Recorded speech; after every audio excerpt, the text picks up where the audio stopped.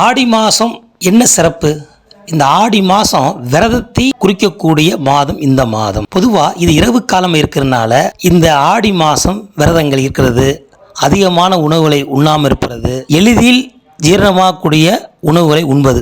அதுதான் இந்த மாதத்தில் ஆடி வெள்ளிக்கிழமை, ஆடி செவ்வாய்க்கிழமையெல்லாம் பெரிய பெரிய அம்மன் கோயில், அருகிலுள்ள பல குலதெய்வங்களெல்லாம் கூழ் காய்ச்சி ஊற்றக்கூடிய பழக்கத்தை கொண்டு வந்தாங்க. ஏன்னா ஆடி கூழ் தேடி கேட்டாலும் கிடைக்காது, அப்படிப்பட்ட சிறப்பான நாள். ஏன்னா கூழு குளித்து உடம்ப நல்லபடியாக வச்சுக்கிறதுக்காகத்தான் அந்த காலத்தில் வழிபாடு கொண்டு வந்தாங்க. அப்போ ஆடி மாதம் இரவு நேரமாக இருக்கிறனால, இது தட்சிணா காலமாக இருக்கிறனால அனைவரும் இந்த மாதத்தில் அசைவ உணவுகளை தவிர்த்து சைவ உணவாக, முடிஞ்ச அளவுக்கு நீராகார உணவாக கூழ், கஞ்சி, களி இந்த மாதிரி சாப்பிட்டுவாங்க.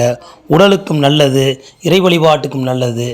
இந்த ஆடி மாதத்துக்கு உண்டான சிறப்பு அடுத்த சந்திப்போம்.